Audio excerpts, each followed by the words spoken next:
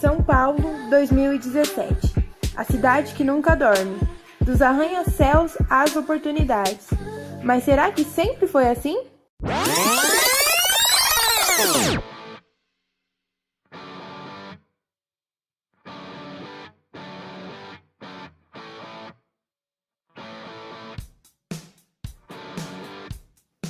Cabanas primitivas. Nós, seres humanos, sempre procuramos construir algum tipo de abrigo desde o início dos tempos.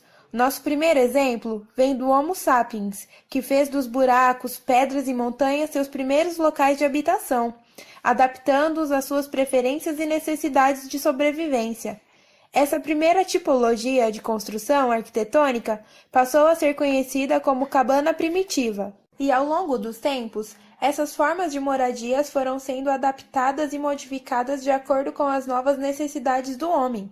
A partir daí, a arquitetura vernacular, que é todo tipo de arquitetura em que se emprega materiais e recursos do próprio ambiente em que a edificação é construída, passa a ser aplicada nas novas unidades de habitação, que consequentemente começam a ganhar características regionais.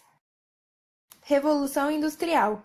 Com o avanço consecutivo da sociedade, chegamos à Revolução Industrial, que trouxe grandes invenções, um novo padrão de vida e a necessidade de novas construções, novas técnicas, algo nunca antes colocado em prática. E assim, foram surgindo grandes obras com inovações e novos materiais, porém, nunca descartando o antigo. Essa junção do antigo com o moderno traz novas ideias para os arquitetos da época, e a partir daí, nascem as vanguardas junto com a arquitetura moderna. As vanguardas na arquitetura moderna. Essa revolução, conhecida como vanguardas europeias, começou no período antes das guerras mundiais, durante a Belle Époque, quando a máquina veio para revolucionar a vida dos homens, dando a eles o comodismo, durante e até depois dessas guerras. Durante esse período, existiram diversos movimentos que buscavam expressar sua revolta contra as regras e imposições e mostrar uma nova maneira de ver o mundo. Dentre esses movimentos, os mais destacados foram futurismo, cubismo, dadaísmo, surrealismo, expressionismo e construtivismo. Características gerais. A fundação da modernidade, novas linguagens e temáticas. Enfocam a euforia e o pessimismo, crítica às convenções burguesas, irracionalismo, negação do academicismo, negação das formas fixas, defesa da interdependência das linguagens artísticas. Modernismo. O modernismo foi um movimento cultural e artístico muito importante. Seu início foi na Europa. No Brasil, começou a se difundir na primeira década do século XX. Ele se rebelou, seguindo por alguns arquitetos das mais variadas escolas e tendência. As vanguardas artísticas se manifestavam no período que mostrava uma gênese moderno, décadas de 1920 a 30. Havia no ar um sentimento e construção que levaria à criação e ao estudo de espaços abstratos, geométricos e mínimos, e capaz de traçar 3 primeiras linhas evolutivas, nas quais pode encontrar a gênese no movimento moderno. Primeiro, dos fatores que devemos levar em consideração é uma ideologia que está interligada a projetos da modernidade, tendo uma visão de mundo iluminista. As inovações tecnológicas com a Revolução Industrial e com as diversas propostas urbanísticas e sociais, criando a cidade de jardins, uma inovação entre cidade e campo. O segundo ponto de vista é a alteração abundante no movimento do século XX, tendo a descrição da arte e o seu papel na sociedade, destacando os movimentos Arts e Crafts e Art Nouveau. O terceiro e último ponto de vista, com base no modernismo, surge com as transformações estéticas orientadas pela vanguarda artística na década 10 a 20. A arquitetura moderna internacional teve grandes nomes de referência.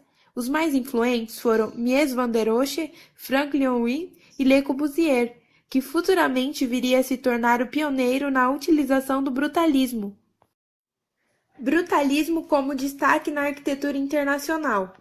Tendo como sua principal característica o uso de concreto armado aparente, o brutalismo ressalta o desenho impresso pelas formas naturais, sem a utilização de muitos materiais. Essa técnica passou a ser muito utilizada depois das grandes obras do arquiteto franco-suíço Le Corbusier, que dizia: "A casa é uma máquina de morar", e a partir daí, do projeto da Unité d'Habitation de Marselha, 1945 a 1949, e suas obras seguintes. As ideias do arquiteto ganharam força e assim começou a ser determinada uma nova linguagem arquitetônica, que influenciava arquitetos do mundo inteiro. Brutalismo na arquitetura brasileira. No Brasil, a tendência brutalista começa a partir dos anos de 1950, no Rio de Janeiro e em São Paulo. A primeira obra brutalista foi inaugurada no Rio de Janeiro, com o Museu de Arte Moderna, e logo depois São Paulo recebeu a Faculdade de Arquitetura na cidade universitária.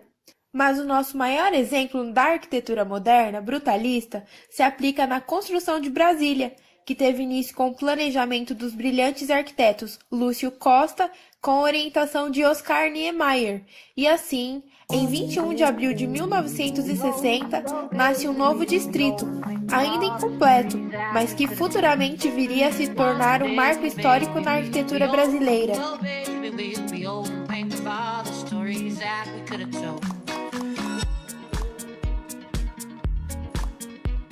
Agora que você já sabe como era a primeira unidade de habitação e como ela se modificou com o tempo devido aos acontecimentos históricos, você já parou para pensar como é ao redor dessas cidades? Será que todo paulistano mora em um prédio do tamanho de um arranha-céu? Será que todo carioca acorda e ao abrir a sua janela e a sua principal vista é a da praia de Copacabana? E em Brasília, será que eles saem de suas mansões e andam tranquilamente ao redor do Palácio do Planalto? Poderia ser, não é mesmo?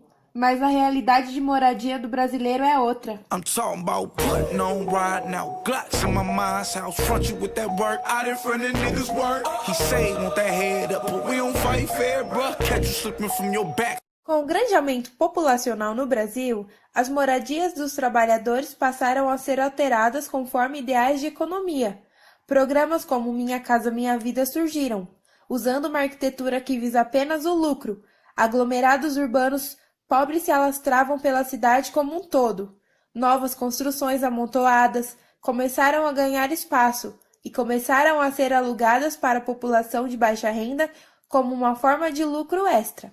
Embora a unidade de habitação tenha evoluído bastante, em muitos lugares do Brasil ainda há uma precariedade em moradia, onde as populações de baixa renda são inseridas diretamente na periferia das cidades, devido a uma condição histórica e não a partir da visualização das reais necessidades dessa população. Segundo uma pesquisa da UOL, as 10 maiores favelas do Brasil são Rocinha, Sol Nascente, Rio das Pedras, Coroadinho, Baixadas da Nova Estrada, Novas Jurunas, Casa Amarela, Pirambu, Paraisópolis, Cidade de Deus e Heliópolis. As favelas, a cada dia que passa, dominam mais as cidades. As cabanas primitivas se encontram a todo momento ao nosso redor. Basta você parar e observar.